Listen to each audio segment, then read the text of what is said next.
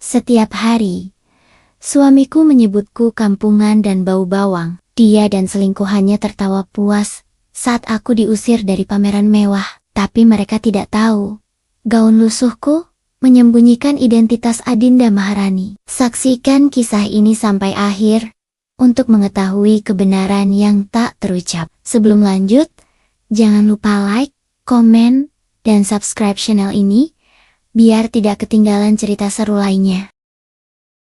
Jarum jam baru menunjukkan pukul 5:30 pagi. Tetapi getaran di rumah ini sudah terasa seperti genderang perang. Aku, Andin, sudah berdiri di dapur sejak 1/4 jam yang lalu. Udara dingin subuh masih menusuk kulit, namun tungku kompor sudah memancarkan panas yang kukenal dengan baik. Tugasku adalah menyediakan meja makan, bukan sekadar makanan, melainkan santapan istimewa untuk 2 orang penting. Suamiku, Wildan, dan Ibu Ami, ibu mertuaku. Hari ini, menu andalan adalah bubur ayam kental, dihiasi dengan irisan cakwe renyah dan taburan seledri segar. Aku mencicipi kuahnya sejenak. Rasa gurih kaldu ayamnya sempurna. Siapapun pasti akan menyukai rasa ini. Aku menuang bubur ke dalam mangkuk keramik putih yang bersih. Tanganku bergerak lincah. Cekatan, hasil dari tahan-tahan pelatihan yang jauh berbeda dari kehidupan yang kujalani sekarang. Jika mereka tahu bahwa keterampilan memasak rumahan ini hanyalah 1 dari 1000 kemampuan yang kumiliki, mungkin mereka akan diam. Tapi, tentu saja, mereka tidak tahu. Mereka hanya mengenaliku dalam balutan daster katun murah, berwarna biru pudar, yang kusut, dan tampak kebesaran. Bunyi decitan pintu kamar utama diikuti dengan langkah kaki berat, memecah kesunyian dapur. Ibu Ami muncul, mengenakan kimono sutra mahal, rambutnya tertata rapi. Pandangan matanya langsung tertuju padaku, bukan pada bubur yang mengepul. Ya ampun Andin, itu daster, beli di mana? Di pasar Lowak ya. Kalimatnya meluncur tanpa saringan, penuh nada cibiran. Pagi-pagi begini, kamu sudah merusak pemandangan. Bisakah kamu tampil sedikit lebih presentable? Setidaknya demi Wildan. Aku hanya menunduk sedikit, menghela napas yang tak terdengar. Maaf Bu, saya akan segera mengganti pakaian setelah sarapan selesai. Jawabku pelan. Jangan buang waktu, sentaknya. Lalu duduk di kursi makan yang terbuat dari kayu jati ukir mewah. Ia menyodorkan mangkuk bubur yang kutaruh di depannya, menolaknya dengan gestur jijik. Makanan apa ini? Bubur lagi? Astaga Andin, kamu tidak punya ide lain? Ini terlihat sangat biasa, tidak ada kelasnya sama sekali. Kamu tahu, Rachel, teman Wildan, kemarin membawakan kue croissant dari Prancis. Itu baru namanya sarapan. Ini, perutku terasa nyeri mendengar perbandingan yang menyakitkan itu. Rachel, nama itu seperti duri di hati, bukan karena cemburu, melainkan karena muak melihat kepalsuan yang dibawanya. Aku tahu persis harga croissant itu, dan aku tahu Rachel membelinya di toko yang meniru resep asliku. Aku menahan diri untuk tidak mengeluarkan fakta-fakta yang akan membungkamnya. Tak lama kemudian, Wildan ikut bergabung. Ia tampak segar, dengan kemeja kantor yang baru disetrika. Ia menghampiriku di dekat kompor, dan hatiku sempat berdegup, berharap ia akan memberiku sedikit kebaikan. Namun, yang kudapatkan hanyalah tatapan datar, penuh penghinaan. Seolah aku adalah noda di lantai marmer. Andin, Wildan berbicara. Suaranya dingin dan menusuk. Ia menggeser mangkuk buburnya menjauh. Aku sudah bilang, jangan terlalu dekat dengan bahan-bahan di dapur. Aku mengerutkan dahi. Ada apa sayang? Apa buburnya kurang panas? Bukan buburnya, tapi kamu. Ia melirik Ibu Ami, yang tersenyum menang. Kamu tidak sadar ya? Kamu ini selalu bau. Jantungku seperti diremas. Kalimat itu, kalimat yang paling menghancurkan harga diri seorang wanita, diucapkan oleh suamiku sendiri. Bau bawang Andin, bau bumbu dapur yang murah. Aku sungguh malu. Bagaimana aku bisa membawamu ke akara-kora penting jika aroma masakan ini selalu menempel di badanmu? Lanjutnya, nadanya terdengar seperti sedang menegur anak kecil. Rachel saja selalu wangi, seolah dia tidak pernah menyentuh kuali. Aku lelah dengan gaya hidupmu yang kampungan ini. Kamu tidak akan pernah bisa menjadi wanita berkelas. Aku menarik napas dalam-dalam, menahan gelombang kemarahan yang bergejolak di dalam rongga dada. Jika aku membuka mulut sekarang, semua akan hancur. Semua pengorbanan, semua sandiwara yang sudah kujalani selama lebih dari 6 bulan ini akan sia-sia. Aku membiarkan air mata kepedihan menggantung di sudut mata. Tidak jatuh. Aku memberikan Wildan tatapan yang lembut, senyum palsu yang sama sekali tidak mencapai mata. Maaf Wildan, saya akan mandi lagi. Ia hanya mendengus lalu berbelek, bersiap untuk pergi bekerja. Cepatlah, nanti sore aku harus pergi menjemput Rachel. Jangan sampai terlambat hanya gara-gara kamu. Beberapa menit kemudian, Wildan dan Ibu Ami pamit, meninggalkan rumah mewah itu dalam keheningan mendalam. Pintu depan tertutup dengan bunyi keras, mengunci kebebasan dan harga diri bersamaku di dalam sini. Aku berdiri di tengah dapur yang kini kosong. Tanganku mengepal kuat, hingga buku-buku jariku memutih. Bau bawang yang ia keluhkan, itu adalah parfum rahasia yang sengaja kubiarkan menempel, topeng terakhir dari peran yang kumainkan. Mereka tidak tahu. Mereka sama sekali tidak tahu bahwa di balik daster lusuh ini tersimpan otak jenius seorang CEO, perusahaan multinasional. Tahu bawang? Tidak. Sebentar lagi, mereka akan mencium aroma kemenangan, dan itu jauh lebih menyengat daripada penghinaan apapun. Aku melirik jam dinding.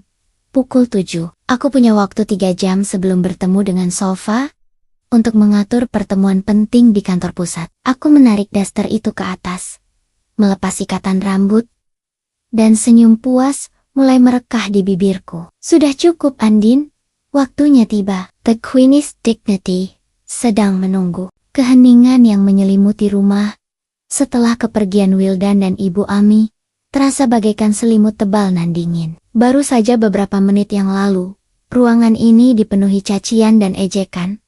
Kini hanya tersisa gema dari penghinaan itu. Aku berdiri tegak di tengah dapur.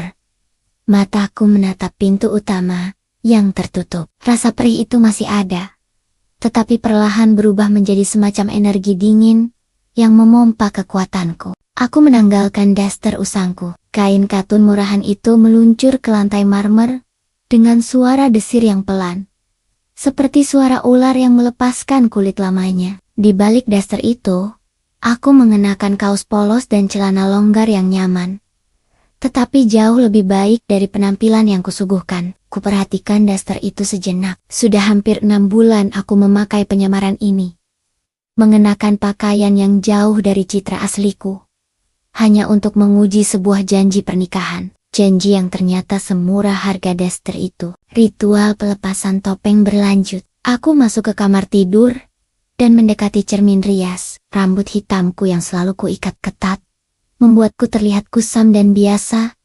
Kini kubiarkan tergerai. Aku melihat pantulan diriku yang sesungguhnya. Mata itu tidak lagi memancarkan kepatuhan, melainkan kecerdasan tajam dan otoritas yang tak terbantahkan. Lalu, tanganku bergerak menuju laci rahasia di dalam lemari, yang mereka yakini hanya berisi tumpukan handuk bekas. Aku menarik laci tersembunyi itu, mengeluarkan sebuah ponsel tipis, berwarna hitam elegan, dengan desain yang sangat eksklusif. Benda ini, harganya mungkin bisa membeli semua perhiasan palsu yang dipamerkan Rachel. Ponsel ini adalah pintu gerbangku. Dengan gerakan cepat dan terlatih, aku mengetikkan kata sandi. Aku membuka aplikasi komunikasi terenkripsi dan mencari nama kontak. Sofa. Halo, dengan Ibu Adinda. Suara Sofa, kepala operasional keuanganku, terdengar formal dan teratur dari seberang sambungan. Aku mengubah intonasi suaraku dari Andin yang lembut menjadi Adinda Maharani yang berwibawa. Ya, ini saya. Saya menelepon untuk memastikan jadwal dan status terakhir. Semua sudah diatur. Bu, pesanan tas The Queen's Dignity sudah tiba dan diamankan di lokasi event. Pengamanan internal sudah kita ganti seluruhnya dengan tim dari perusahaan, seperti yang Anda instruksikan. Dan suara sofa sedikit tercekat. Dan, apa sofa? Tanyaku. Nada suaraku menuntut efisiensi. Dan Wildan sudah menyetujui jadwal pertemuan Anda dengannya sebagai investor asing untuk proyeknya. Mereka sama sekali tidak mencurigai apapun. Mereka hanya terobsesi pada uang. Aku tersenyum getir. Bagus. Obsesi pada uang membuat seseorang menjadi buta. Itu kelemahan mereka. Aku mengakhiri panggilan, meletakkan ponsel itu di atas meja. Aku menatap keluar jendela. Aku ingat saat awal aku memutuskan untuk menyembunyikan identitas Adinda Maharani Group. Aku ingin tahu, apakah Wildan mencintaiku? Andin, yang apa adanya. Si gadis sederhana, yang hanya membawa cinta dan kesetiaan. Aku ingin tahu apakah hatinya tulus. Tetapi, seiring berjalannya waktu, pengujian ini berubah menjadi pertunjukan. Aku menyaksikan Wildan dan Ibu Ami merobek martabatku, mencemooh usahaku, dan mencintai uang yang tidak mereka miliki. Aku membiarkan mereka membangun menara penghinaan setinggi mungkin, karena aku tahu, semakin tinggi menara itu, semakin keras suara kehancurannya nanti. Aku membuka kotak perhiasan rahasia. Di dalamnya, terbaring jam tangan mewah yang bertahtakan berlian, dokumen kepemilikan saham, dan kartu identitas asliku. Semua bukti yang menunjukkan bahwa aku adalah Cejo termuda yang disegani di dunia bisnis, yang mendirikan kerajaan fashion ini dari nol sejak umur 20 tahun. Aku adalah wanita yang menghasilkan kekayaan dalam jumlah 3 digit miliar per bulan. Aku mengganti pakaianku dengan setelan kerja elegan. Aku memasukkan kembali ponsel hitam itu ke dalam tas tanganku. Bukan tas kanvas murahan yang selalu kubawa, melainkan tas kulit orisinal yang berharga sangat mahal. Aku melihat lagi ke cermin. Kali ini, wajah yang terpantul adalah wajah seorang pemimpin. Wildan mengira aku hanyalah istri bodoh yang bisa ia injak-injak, yang hanya bisa mencium bau bawang. Besok, saat aku berjalan ke kantor, aku akan membuat mereka menyadari bahwa wanita yang mereka hina adalah ratu yang memegang kunci kekayaan mereka. Keputusan sudah bulat. Aku harus mengakhiri sandiwara ini sebelum kebencian di hatiku mengalahkan akal sehat. Aku harus melangkah maju, memastikan bahwa penghinaan yang kuterima pagi ini menjadi penghinaan terakhir. Rencana pengungkapan identitas akan segera dieksekusi, dimulai dengan pameran tas akhir pekan ini. Aku mengunci pintu kamar dari luar, lalu melangkah keluar rumah. Bukan lagi sebagai Andin si istri penurut, melainkan sebagai Adinda Maharani, ratu yang siap menuntut balas. Sore itu, aku kembali ke rumah dengan perasaan yang jauh lebih ringan. Meskipun aku harus kembali mengenakan daster yang sama, kembali memerankan Andin yang lambat dan tak berdaya. Namun, kali ini, pandangan di mataku tidak lagi kosong. Aku adalah pemeran utama yang kini memegang naskah cerita dan mengetahui akhir dari drama ini. Pintu depan dibuka dengan dentuman semangat yang bukan berasal dari suamiku. Suara Wildan terdengar lantang, memuji-muji seseorang. Aku tahu siapa yang datang, bahkan sebelum melihat bayangannya.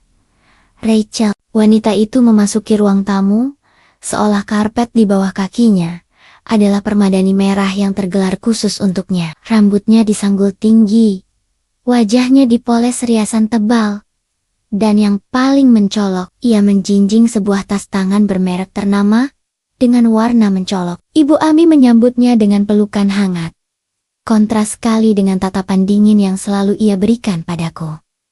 "Lihat, Andin," seru Ibu Ami. Nadanya penuh kemenangan. "Ini Rachel, calon menantu yang tahu bagaimana tampil di depan umum. Tidak sepertimu." Aku mengangguk kecil, membawakan mereka nampan berisi teh dan camilan yang kubuat. Sambil menunduk, mataku bekerja dengan cepat. Aku adalah pendiri sebuah kerajaan mode. Aku tahu detail terkecil, jahitan tersembunyi, dan kualitas material setiap tas mewah di dunia ini. Ketika mataku tertuju pada tas tangan Rachel, senyum pahit muncul di benakku. Kualitas kulitnya tidak mencapai standar putih. Penutup kancingnya terlalu berkilau. Bahkan logo yang tercetak pun miring 1 milimeter dari posisi yang seharusnya. Tas itu, yang Rachel banggakan dengan harga puluhan juta rupiah, hanyalah replika kelas 1. Rachel mungkin berhasil menipu Wildan dan Ibu Ami yang dibutakan oleh merek, tetapi ia tidak bisa menipu pencipta kemewahan. Aku mendengarkan perbincangan mereka dari balik tirai dapur. Tempatku berdiri seolah-olah aku sedang menunggu perintah. Mereka berbicara tentang masa depan, dan di dalamnya tidak ada tempat untukku. Pokoknya, Wildan, kamu harus cepat urus perceraian, bisik Rachel. Suaranya licik. Aku tidak tahan jika harus terus-menerus melihat wanita konyol itu berkeliaran di rumahmu. Dia hanyalah beban. Sabarlah sayang, jawab Wildan. Suaranya tenang, seolah membicarakan cuaca. Kita harus menggunakan dia dulu. Sebentar lagi ada pameran besar. Aku butuh dia untuk melakukan pekerjaan kasar, membawakan barang-barang kita. Setelah itu, kita singkirkan dia. Jantungku terasa seperti dihantam batu es. Itu bukan lagi sakit karena pengkhianatan, melainkan sakit karena sadar betapa rendahnya martabatku di mata mereka. Wildan sama sekali tidak melihatku sebagai manusia yang memiliki perasaan, apalagi sebagai seorang istri. Aku hanyalah alat, sebuah pelayan gratis, yang bisa dibuang setelah tugasnya selesai. Ibu Ami menambahkan, ya, benar Wildan. Anggap saja dia asisten rumah tangga yang merangkap kuli panggul, gratis pula. Lagi pula, siapa yang mau memperhatikan wanita berpakaian lusuh seperti dia di acara-acara jet set? Mendengar 3 orang yang paling kupercayai merencanakan kehancuranku dengan perhitungan yang begitu dingin, segala keraguan yang mungkin masih tersisa dalam diriku lenyap sepenuhnya. Kebahagiaan mereka hanya didasarkan pada uang dan penampilan yang tak berdasar. Mereka tidak mencintai siapapun, bahkan satu sama lain. Mereka hanya mencintai status. Aku menegakkan punggung di balik dinding dapur. Aku tidak marah lagi. Aku merasa tenang. Kehancuran yang akan menimpa mereka bukan lagi soal balas dendam pribadi. Ini adalah operasi pembersihan. Aku harus memastikan bahwa orang-orang beracun ini, yang hanya menghargai kepalsuan, tidak akan pernah bisa merusak kehidupan orang lain lagi. Tanganku merogoh saku, menyentuh tepi ponsel hitamku yang tersembunyi. Aku mengirim pesan singkat kepada Sofa. Pastikan The Queen's Dignity mendapat sorotan paling terang, dan siapkan tim untuk verifikasi keamanan pada hari yang sudah kita tentukan. Aku kembali melangkah ke ruang tamu. Kali ini membawa teko berisi air panas tambahan. Aku tersenyum kecil pada Rachel. Senyum yang mereka anggap bodoh dan patuh. Mau saya tambahkan teh, Mbak Rachel? Tanyaku. Rachel melirikku jijik. Tidak usah. Jauhkan tanganmu dari barang-barangku. Aku tidak mau aroma bawangmu menempel di sini. Tentu saja, jawabku pelan. Tangan saya tidak akan menyentuh barang berharga Anda. Saya pastikan itu. Oku berbalik, menyembunyikan kilatan di mataku. Aku akan menyentuh. Aku akan menyentuh tas yang mereka anggap mahal. Aku akan menyentuh seluruh kerajaan yang mereka impikan. Dan aku akan mengambilnya kembali. Membiarkan mereka tersisa dengan tangan kosong, tepat di depan mata seluruh dunia. Hari pembalasan itu sudah dekat. Hanya tinggal menghitung beberapa hari saja. 2 hari setelah Wildan dan Rachel merencanakan pembuanganku, sebuah amplop tiba. Bukan amplop biasa, melainkan kartu undangan yang tebal, disegel dengan lak lilin emas yang mewah, diantar oleh kurir berpenampilan resmi. Amplop itu bertuliskan nama Wildan, dan di bawahnya Ada tulisan tangan yang disamarkan. +1 asisten. Wildan menerima amplop itu dengan wajah berbinar. Seolah ia baru saja mendapatkan lotre. Lihat Andin. Ini dia, serunya penuh kebanggaan. Sambil melambaikan kertas tebal itu di udara. Undangan Charity Luxury Bag Exhibition, acara eksklusif. Hanya untuk orang-orang tertentu. Aku hanya berdiri di ambang pintu kamar. Mengawasinya dengan tatapan datar. Wildan dan Ibu Ami begitu bersemangat.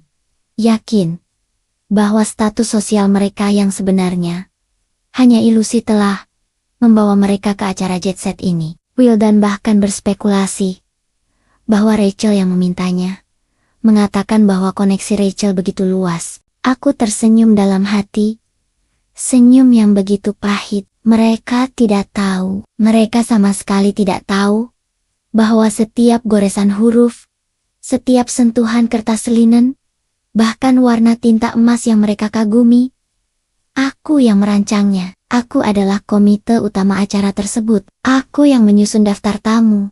Dan aku yang sengaja memerintahkan timku untuk mengirimkan kartu itu ke alamat ini. Aku tahu persis mengapa kurir itu mencantumkan label tambahan +1 asisten di undangan Wildan. Wildan, Ibu Ami, dan Rachel segera berkumpul di ruang tamu, merencanakan penampilan mereka. Aku diminta untuk menuangkan minuman. Sambil menuang air jeruk, aku mendengar diskusi yang membuat perutku mual. Tetapi secara strategis, justru mempermudah jalanku. Kita harus terlihat sempurna, kata Rachel, memamerkan kalung permata palsunya. Wildan, kamu harus memastikan semua kebutuhan kita di sana terpenuhi. Tentu saja, jawab Wildan sombong. Kemudian, matanya menangkap sosokku.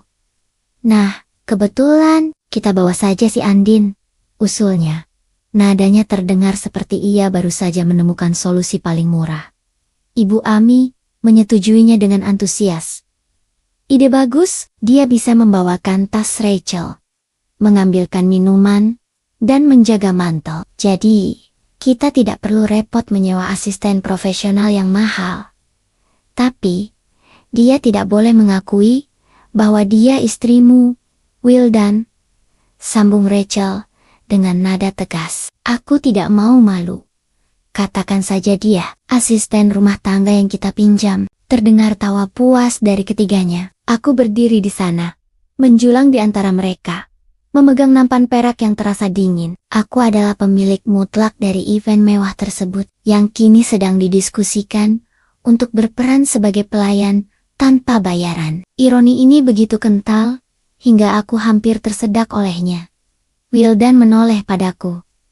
Dengar, Andin, kamu ikut, tapi tugasmu hanya melayani kami. Jangan berbicara dengan siapapun, jangan berdiri di dekat kami saat berfoto, dan jangan mencoba menyentuh barang-barang pameran. Mengerti? Aku menganggukkan kepala. Patuh. Mengerti Wildan, saya akan berada di belakang. Bagus, katanya. Puas dengan kepatuhanku yang mudah. Ia sama sekali tidak mencurigai bahwa kepatuhanku yang cepat itu adalah kunci kebebasanku. Malam itu, setelah mereka semua tertidur, aku memasuki ruang kerjaku yang tersembunyi. Aku membuka laci khusus di mejaku, yang tidak pernah mereka sentuh. Aku mengeluarkan peta tata letak gedung event yang sangat detail. Sebagai asisten, aku memiliki alasan kuat untuk berada di lorong belakang di dapur staff. Dan di area penitipan barang, semua area itu berbatasan langsung dengan ruang ganti VVIP yang hanya bisa diakses oleh Adinda Maharani. Aku menunjuk rute di peta dengan pensil, dari staff entrance, pintu masuk staff menuju VVIP, changing room, ruang ganti VVIP. Perjalanan itu hanya memakan waktu 2 menit, dari titik di mana aku akan ditinggalkan oleh Wildan dan Rachel. Aku memandang undangan emas yang tergeletak di meja. Amplop itu bagaikan jaring laba-laba. Dan aku adalah laba-laba yang sudah menunggu. Mereka mengira mereka menggunakan amplop itu untuk menjeratku ke dalam peran pelayan. Padahal, amplop itu adalah tiketku untuk masuk tanpa dicurigai. Ini adalah momen terakhir dari penyamaranku sebagai Andin yang lemah. Aku menghela napas panjang, memejamkan mata. Harga diri yang kubiarkan Dania kinjak hari ini, akan kubalas dengan harga diri yang kujunjung tinggi esok. Aku akan tampil di panggung mereka, bukan sebagai plus one asisten, tetapi sebagai tuan rumah, yang berhak menentukan siapa yang boleh tinggal, dan siapa yang harus angkat kaki.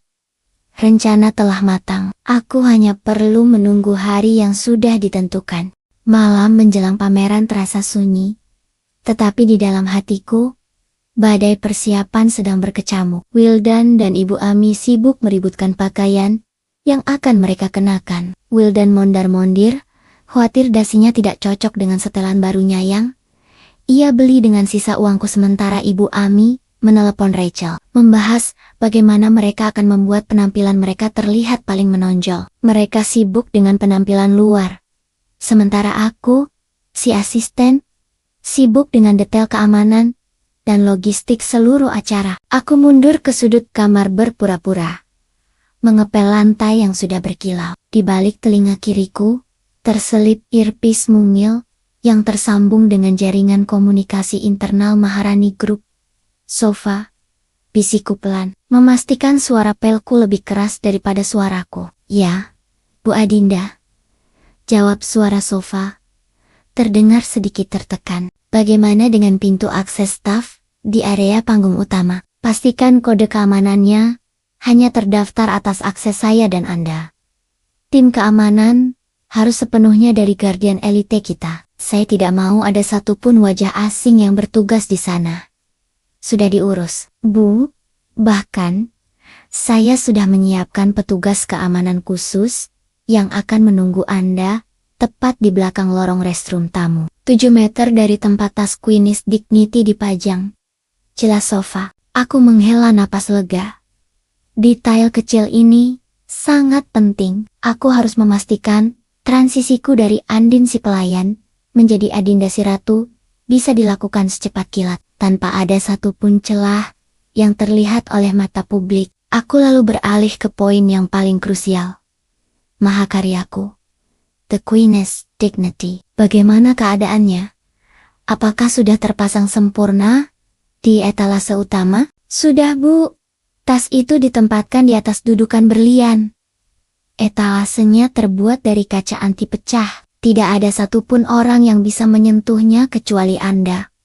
Kode pembuka etalase sudah dienkripsi. Anda harus mengatakannya kepada saya 1 jam sebelum acara dimulai. Aku membayangkan tas itu, tas kulit buaya putih yang langka, dengan clasp yang bertabur permata asli. Tas itu bukan hanya sebuah produk, itu adalah simbol dari perjuangan dan kualitas tak tergoyahkan. Itu adalah representasi sejati dari harga diri yang Wildan dan Ibu Ami katakan tidak kumiliki. Tas itu bernilai ratusan miliar rupiah, dan ia akan menjadi saksi bisu kehancuran mereka. Aku menyelesaikan pengepelanku, lalu melangkah ke kamar mandi, mengambil jeda sejenak dari pengawasan Wildan. Di sana, aku mengunci pintu dan memeriksa tas ransel kecilku. Di dalamnya tersimpan gaun malam berwarna hijau zamrud. Kainnya lembut, jahitannya sempurna. Gaun ini sudah kuatur agar bisa diakses tim makeup dan penata rambutku di ruang VVIP besok. Daster usang ini akan menjadi kepompong yang pecah. Malam itu, Wildan datang ke kamar. Tampak cemas. Andin, panggilnya. Apakah kamu sudah menyiapkan semua pakaianku? Jangan sampai ada yang tertinggal. Besok, aku harus tampil meyakinkan di depan relasi penting. Aku mengangguk, tanpa mengangkat pandangan dari lipatan selimut. Semua sudah siap, Wildan. Sudah kumasukkan ke dalam koper kecilmu. Bagus. Ingat, besok kamu adalah bayangan. Jangan melakukan hal memalukan, jangan bicara. Ambilkan minuman, dan berdiri jauh dari kerumunan. Terutama saat Rachel sedang berbincang dengan tamu-tamu penting. Mendengarkan perintah itu, bukannya marah, aku justru merasa kasihan. Kasihan pada kebodohan mereka yang begitu buta, yang begitu yakin bahwa mereka sedang merencanakan kejatuhanku. Padahal mereka sedang melompat ke dalam perangkap yang kubuat sendiri. Mereka begitu fokus pada daster lusuh yang kukenakan, sehingga mereka gagal melihat bahwa aku memegang kendali atas seluruh dunia yang mereka dambakan. Aku memejamkan mata, membiarkan ketenangan mengganti kecemasan.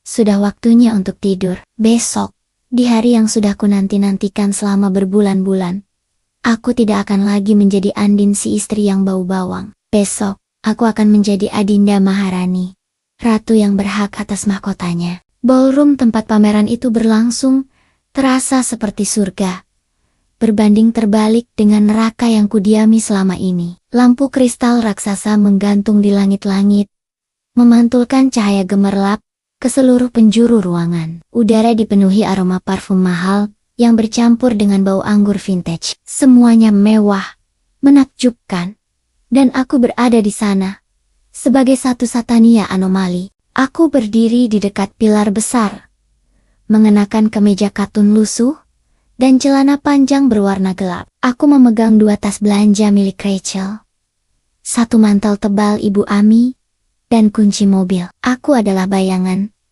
persis seperti yang Wildan perintahkan. Ketika kami tiba, Wildan bahkan tidak ripot-ripot memperkenalkan aku. Ia hanya berkata pada petugas registrasi, "Ini asisten saya," sambil menunjukku dengan dagunya. Sejak kami melangkah masuk, Ibu Ami telah berbisik tajam, "Jauhkan dirimu, Andin. Jangan sampai ada yang berpikir kamu adalah bagian dari kami. Kamu merusak citra." Aku hanya menurut, mengawasi mereka dari kejauhan. Wildan berdiri di samping Rachel, tertawa keras, menikmati setiap sapaan basi-basi dari tamu lain. Mereka terlihat sempurna, penuh kepalsuan. Rachel memamerkan tas replika itu dengan bangga, meyakini dirinya adalah bintang yang paling bersinar. Sementara itu, aku sang bintang sesungguhnya, hanya berjarak 10 meter dari mereka, membawa barang-barang kotor mereka. Hati nuraniku sempat berteriak, memintaku lari. Namun, aku segera menenangkan diri. Ini adalah peran terakhir. Aku harus menyelesaikan ini. Kerumunan tamu mulai memusatkan perhatian ke tengah ruangan. Tempat mahakarya, The Queen's Dignity, dipajang di dalam etalase kaca yang berkilauan. Tas itu tampak luar biasa, memancarkan aura kemewahan tak tertandingi, menenggelamkan semua barang lain di sekitarnya. Aku tahu betul, tas itu begitu berharga, tidak hanya karena materialnya, tetapi karena ia melambangkan titik balikku. Wildan, Ibu Ami, dan Rachel segera beringsut mendekat. Aku mengikuti mereka, bergerak perlahan, seolah terhipnotis oleh cahaya yang terpancar dari etalase kaca itu. Tiba-tiba, naluri profesionalku muncul. Aku melihat ada sedikit noda sidik jari pada kaca etalase, tepat di dekat tas Queen's Dignity. Sebagai pemilik acara, perfeksionis dalam diriku, tidak bisa membiarkannya. Aku menjatuhkan mantel Ibu Ami dan kunci mobil ke kursi kosong di sampingku. Secara refleks, aku mengulurkan tanganku, berniat membersihkan noda itu dengan ujung kemejaku, memastikan mahakarya itu tampil sempurna di mata publik. Saat tanganku hampir menyentuh kaca, sebuah suara melengking tajam membelah keindahan malam. "Hei, jangan sentuh!" Rachel berbalik dengan wajah marah. Matanya membulat terkejut, melihat tanganku yang kotor di dekat tas ratusan miliar rupiah itu. "Apa yang kamu lakukan? Beraninya kamu menyentuh etalase itu dengan tangan kotor dan bau bawangmu?" Teriaknya keras-keras. Suaranya menarik perhatian semua tamu di sekitarnya. Aku membeku di tempat. Waktu terasa melambat. Aku bisa merasakan ratusan pasang mata tertuju padaku, menatapku, menilai pakaianku yang kusam, dan tanganku yang terulur. Wajahku terasa panas, seolah ditampar. "Itu tas termahal di pameran ini," Rachel melanjutkan. Nadanya penuh penghinaan. "Kamu tidak akan mampu membelinya, bahkan jika kamu bekerja 100 tahun. Jangan sentuh.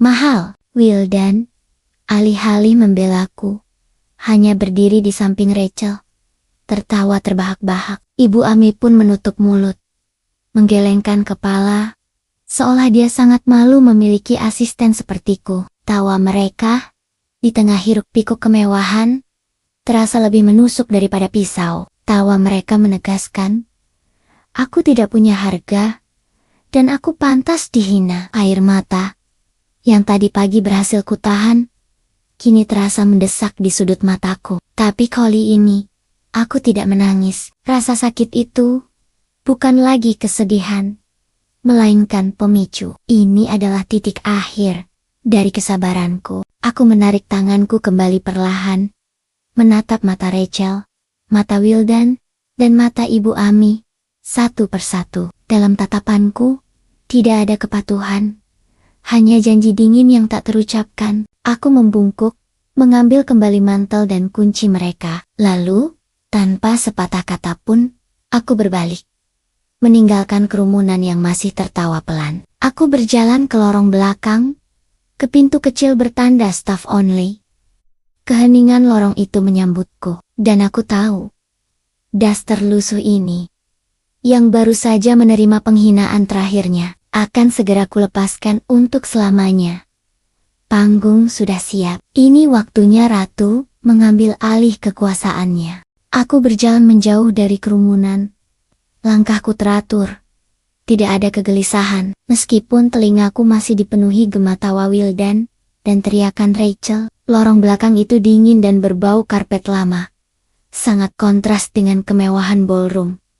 Punggungku terasa dingin, namun hatiku mulai memanas. Penghinaan tadi sudah cukup. Mereka telah memberiku izin untuk mengakhiri drama ini. Aku mencapai pintu tanpa tanda yang bertuliskan staff only. Aku memasukkan kode akses pribadi yang hanya diketahui oleh 2 orang di perusahaan ini. Pintu itu terbuka, dan di dalamnya, suasana kerja profesional menyambutku. Sofa sudah berdiri di sana, mengenakan setelan formal, bersama dengan tim make up dan penata rambutku. Selamat datang kembali, Bu Adinda, sapa Sofa. Senyumnya menyiratkan dukungan yang kuat. Aku tidak membuang waktu untuk menjawab. Cepat, Sofa.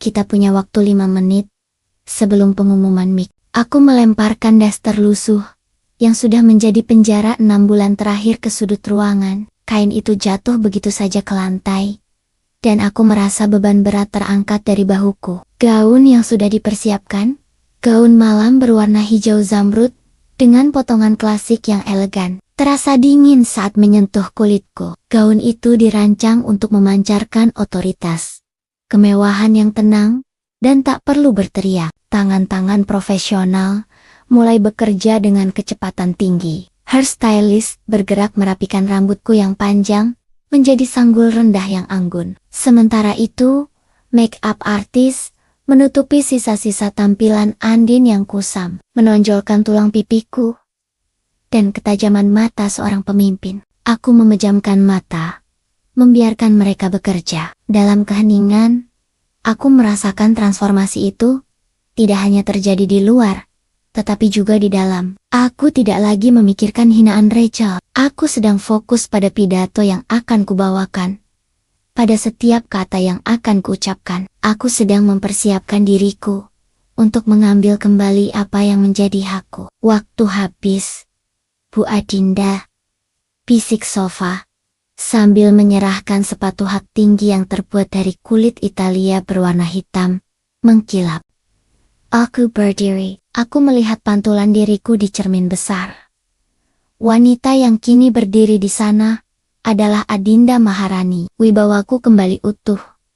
Auraku terasa tajam dan tak tertandingi. Aku mengambil napas dalam-dalam, mengatur detak jantungku yang berpacu. Tepat saat itu, suara mic menggema dari sound system utama, bahkan terdengar jelas di ruang VVIP ini. Dan kini, para hadirin sekalian, suara mic terdengar dramatis. Tibalah saat yang kita tunggu-tunggu. Malam ini, kita akan mengungkap sosok misterius yang selama ini berada di balik kesuksesan luar biasa dari Maharani Group. Seorang wanita muda, jenius, dan berdedikasi tinggi. Mari kita sambut pendiri sekaligus Ceto Maharani Group. Pintu lorong VVIP terbuka secara otomatis, Musik orkestra yang agung mengiringi perkenalan itu. Aku melangkah. Langkah pertamaku terasa seperti aku sedang menginjak bara. Tetapi langkah berikutnya terasa seperti menginjak karpet sutra. Aku berjalan perlahan. Mantap. Dari lorong gelap menuju cahaya sorot panggung utama. Suasana ballroom yang tadinya ramai, kini sunyi senyap. Semua mata tertuju padaku. Aku melangkah ke tengah panggung, ke platform yang tingginya 1 meter di atas lantai. Mataku langsung mencari mereka. Di kerumunan barisan depan, aku menemukan mereka. Wildan, Ibu Ami, dan Rachel. Wajah mereka adalah mahakarya keterkejutan. Wildan menjatuhkan gelasnya. Ibu Ami menutup mulutnya dengan tangan. Matanya lebar dan bergetar. Tidak percaya. Dan Rachel, wajahnya pucat pasi. Seperti semua riasannya luntur seketika, mereka menatapku. Wanita yang baru saja mereka hina 20 menit yang lalu, sebagai pelayan bau bawang, kini berdiri di panggung sebagai tuan rumah, sebagai ratu di kerajaan yang mereka dambakan. Aku berdiri di podium, aku menyentuh mikrofon, merasakan sensasi dingin dan nyata. Aku menatap mata Wildan, yang kini dipenuhi kengerian. Bukan lagi penghinaan. Inilah saatnya. Aku membuka mulutku, dan suara Adinda Maharani yang tegas, bukan suara Andin yang lemah lembut, memenuhi seluruh ruangan. Selamat malam, hadirin sekalian. Sapaku, mengawali kehancuran mereka. Selamat malam, hadirin sekalian. Ulangku, suaraku, kini lebih kuat dan jelas. Gelombang kebisuan yang menyelimuti ballroom ini terasa memuaskan. Mataku menyapu kerumunan. Berhenti sejenak pada 3 wajah yang kini membeku di barisan depan. Wildan, Ibu Ami, dan Rachel. Aku memastikan mereka melihatku. Wanita yang seharusnya menjadi asisten rumah tangga mereka, kini memimpin acara. Saya, Adinda Maharani. Dan saya berterima kasih atas kehadiran Anda semua di pameran amal ini. Aku melanjutkan. Nadaku formal, namun memancarkan wibawa yang dingin. Malam ini, kita merayakan kemewahan. Namun, bagi saya, kemewahan sejati bukanlah tentang harga yang tertera pada label. Kemewahan adalah integritas bahan, kualitas pengerjaan, dan, yang paling penting, integritas dari orang yang memakainya. Aku membiarkan kalimat itu meresap. Aku melihat Wildan mencoba berbisik pada Rachel. Tetapi Rachel menggelengkan kepala. Teror di matanya begitu nyata. Mereka pasti bertanya-tanya. Bagaimana mungkin wanita bau bawang itu bisa berubah menjadi Cho yang berdiri di hadapan mereka? Aku sengaja mengarahkan pandanganku tepat ke arah Rachel. Saya melihat banyak barang indah malam ini. Ada yang otentik, ada pula yang hanya berusaha terlihat otentik. Aku tersenyum tipis. Senyum yang sama sekali tidak ramah. Mari kita ambil contoh.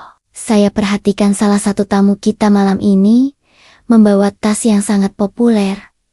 Aku memberi isyarat tangan ke arah Rachel. Wildan mendorong Rachel sedikit, seolah memintanya berdiri. Dengan gemetar, Rachel menolak.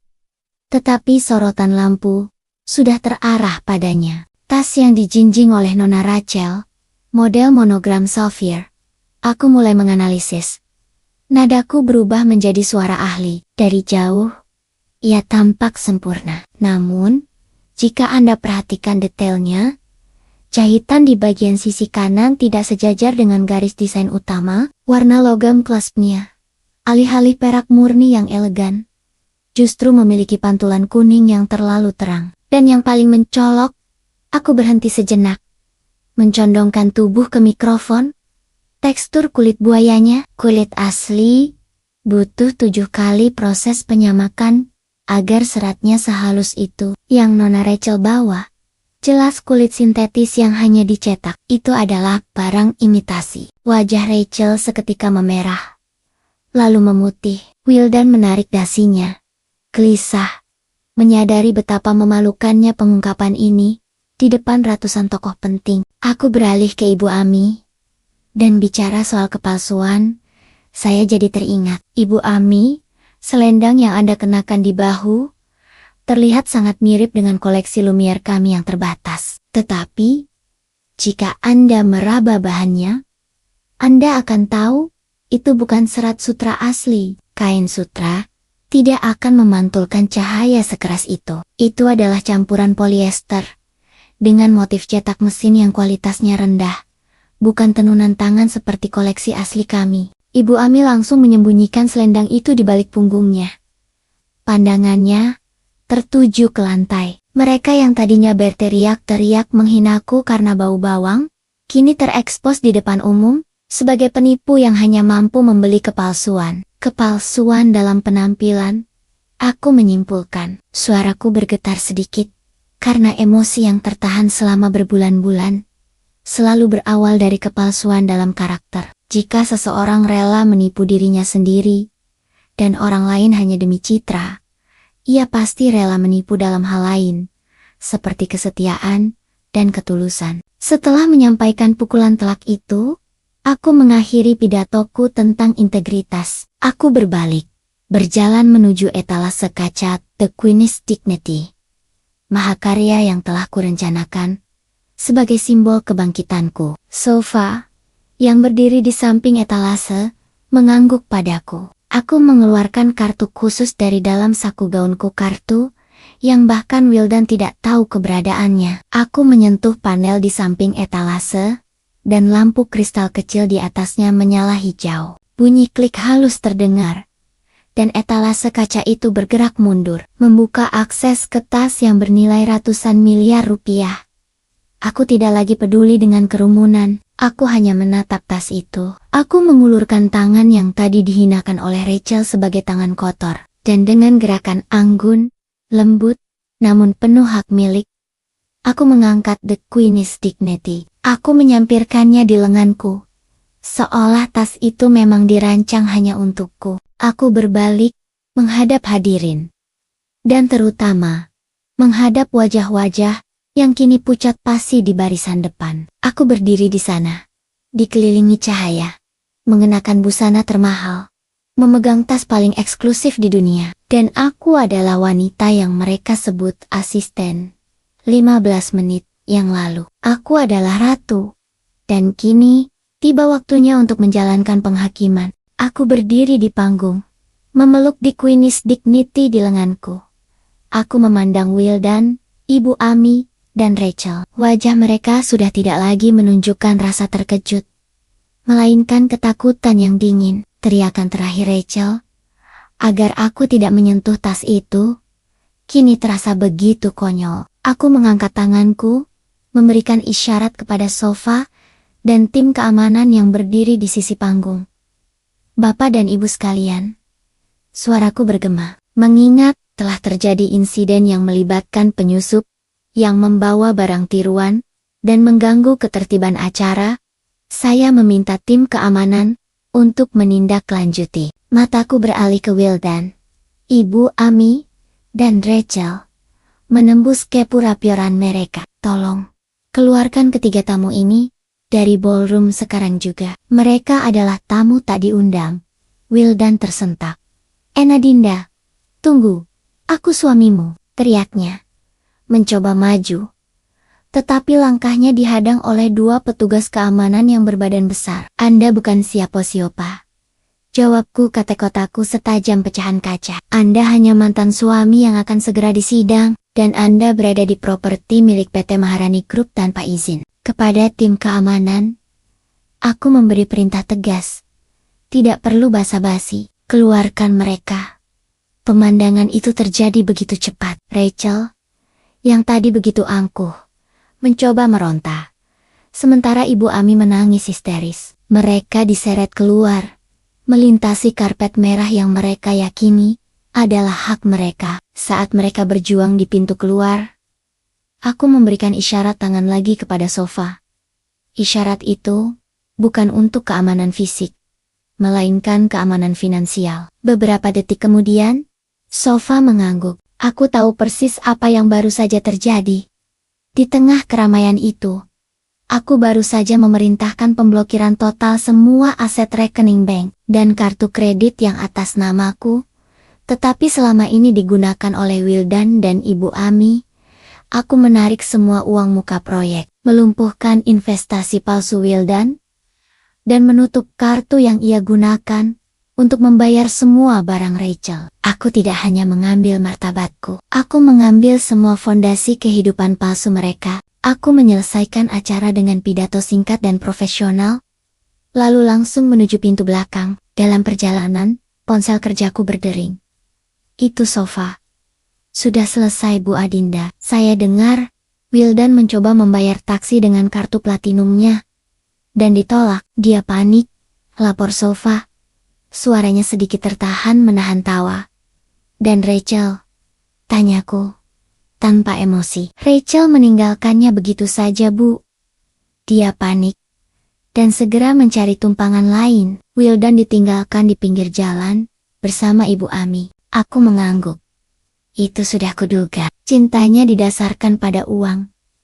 Ketika uang hilang, cinta itu pun menguap. Aku tiba di rumah pada tengah malam. Rumah itu terasa asing. Seolah aku sudah tidak tinggal di sana selama bertahun-tahun. Aku berjalan langsung ke kamar utama. Kamar itu masih dipenuhi aroma parfum Wildan. Dan situ sisa kesombongan Ibu Ami. Aku membuka laci rias, mengambil cincin kawin kami. Cincin emas putih itu terasa dingin dan berat. Ikatan ini sudah lama mati.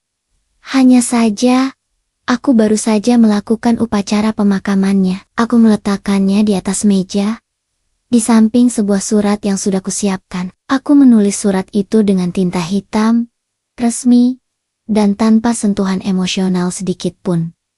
Kepada Wildan dan Ibu Ami, ikatan pernikahan ini telah berakhir secara hukum per hari ini. Seluruh aset dan properti atas nama PT Maharani Group yang Anda tempati akan disegel oleh tim hukum kami besok pagi, pukul 9. Anda diminta meninggalkan rumah sebelum batas waktu tersebut. Semua kartu dan aset yang terhubung dengan akun perusahaan telah ditarik secara permanen. Anda telah memilih kepalsuan di atas ketulusan. Kini, Anda memiliki apa yang Anda pilih. Adinda Maharani. Aku meletakkan surat itu di atas cincin kawin. Aku tidak melihat ke belakang lagi. Aku tidak mengambil apapun selain tas The Queen's Dignity yang kubawa dari event. Rumah itu, semua perabotan itu adalah milik perusahaan. Aku hanya mengambil diriku sendiri. Aku melangkah keluar dari pintu depan, menguncinya dengan kunci yang kuserahkan pada Sofa yang sudah menungguku di mobil mewah. Malam itu, di bawah cahaya bulan yang dingin, aku meninggalkan masa lalu, meninggalkan segala bentuk kepura-puraan, dan memasuki babak baru dalam hidupku. Sebagai Adinda Maharani, seorang ratu yang akhirnya bebas. 6 bulan telah berlalu sejak malam pameran itu, sejak aku meninggalkan cincin kawin dan semua kepura-puraan di belakangku. 6 bulan penuh dengan kedamaian, kesibukan, dan pertumbuhan luar biasa bagi Maharani Group. Sekarang, aku bekerja di kantor utama yang baru. Sebuah menara kaca yang memancarkan kekuasaan yang bersih dan modern. Aku telah mengubur nama Andin dalam-dalam dan hidup sepenuhnya sebagai Adinda Maharani. Aku tidak lagi merasakan dendam. Yang tersisa hanyalah ketenangan dan kepastian. Siang itu, aku keluar dari gedung, ditemani oleh Sofa dan 2 pengawal. Aku mengenakan setelan pensuit abu-abu mutiara, melangkah dengan percaya diri yang tidak pernah tergoyahkan. Mobil sedan mewahku sudah menunggu di tepi jalan, siap membawaku ke pertemuan berikutnya. Saat aku melangkah mendekati mobil, pandanganku tanpa sengaja jatuh ke arah seberang jalan, tepat di deretan para pengemudi ojek daring yang sedang menunggu penumpang. Ada seorang pria di sana yang terlihat lusuh, dengan jaket hijau kebanggaan ojek daring yang kotor dan wajah yang sangat kurus. Pria itu tampak familiar, lalu matanya terangkat. Kontak mata kami terjadi, dunia seolah berhenti berputar. Itu Wildan, wajahnya yang tadinya lesu, kini seketika dipenuhi keterkejutan yang mengerikan. Disusul oleh harapan yang membabi buta. Ia menjatuhkan helmnya dan segera berlari menyeberang jalan, menerobos padatnya lalu lintas, berteriak memanggil namaku. Andin, sayang, tunggu. Sofa dan pengawal bergerak maju, mencoba menghalanginya, tetapi aku mengangkat tangan, memberi isyarat agar mereka membiarkannya mendekat. Aku ingin mendengarnya, aku ingin memastikan bahwa penyesalannya memang nyata, atau hanya bayangan dari kenyamanan yang hilang. Wildan berhasil mencapai trotoar. Terengah-engah, wajahnya dipenuhi keringat, dan air mata yang baru saja menetes. Ia terlihat hancur. Jauh dari sosok Wildan yang sombong dan berlimpah yang ku kenal. Andin, kamu harus memberiku kesempatan. Ia memegang tanganku yang kini bersih, yang mengenakan cincin berlian yang tidak pernah ia lihat sebelumnya. Aku minta maaf, sungguh, aku menyesal. Ibu Ami sekarang sakit-sakitan, dan kami tidak punya uang sepeser pun. Aku harus tidur di kamar kontrakan kecil yang panas. Rachel meninggalkanku. Dia mengambil semua yang kubeli. Aku mendengarkannya dengan diam. Tidak ada kemarahan, hanya ada rasa iba yang jauh. Aku tahu aku salah. Lanjutnya, suaranya serak. Aku bodoh, karena tidak menghargai istri sepertimu. Aku hanya buta, sayang. Kembalilah.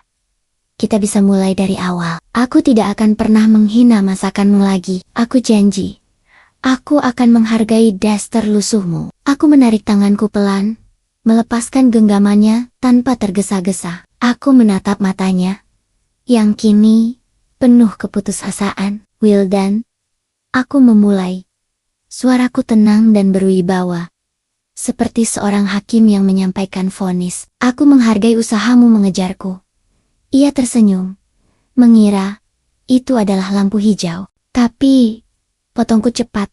Penyesalanmu itu bukan karena kamu mencintaiku. Penyesalanmu itu muncul karena kamu merindukan fasilitas yang aku berikan, yang kini telah hilang. Kamu merindukan rumah mewah, mobil, dan kartu tanpa batas. Kamu merindukan kenyamanan yang kubangun, bukan diriku. Wajah Wildan kembali memucat. Ia mencoba membantah, tetapi aku tidak memberinya kesempatan. Aku membiarkanmu menghinaku selama 6 bulan, hanya untuk melihat apakah hatimu bisa melihat ketulusan yang kubawa, melampaui daster dan aroma bawang. Kamu gagal total, Wildan. Kamu memilih kepalsuan, dan kini kamu mendapatkan harga dari pilihanmu. Aku mengangkat tanganku, membiarkan cincin berlianku berkilauan di bawah matahari. Dengar baik-baik, hati dan harga diri seorang wanita tulus itu seperti berlian, Wildan. Sekali kamu menghancurkan kepercayaannya, tidak ada pabrik di dunia ini yang bisa memproduksinya kembali. Tidak ada uang yang bisa membelinya lagi. Kekayaan sejati ada di sini, di hatiku, dan kamu sudah membuangnya. Aku melirik Sofa. Waktu saya habis. Sofa, saya harus pergi. Aku berbalik, melangkah ke pintu mobil yang sudah dibukakan untukku. Wildan berteriak lagi, memohon, tetapi suaranya tenggelam di antara bunyi klakson dan deru mesin. Aku masuk ke mobil, menutup pintu dengan bunyi klik yang mewah dan final. Saat mobil perlahan menjauh, aku melihat Wildan tetap berdiri di sana, di trotoar, memandangi bayangan kemewahan yang tidak akan pernah ia sentuh lagi. Aku menyandarkan kepala ke jok mobil yang empuk. Tidak ada kesedihan, tidak ada kepuasan berlebihan, hanya ada kebebasan mutlak. Aku telah mendapatkan kembali diriku seutuhnya, meninggalkan debu kepalsuan di belakang. Dan aku, Adinda Maharani, ratu yang berhak atas kerajaan dan hidupnya, kini siap menghadapi masa depan yang cerah dan sejati.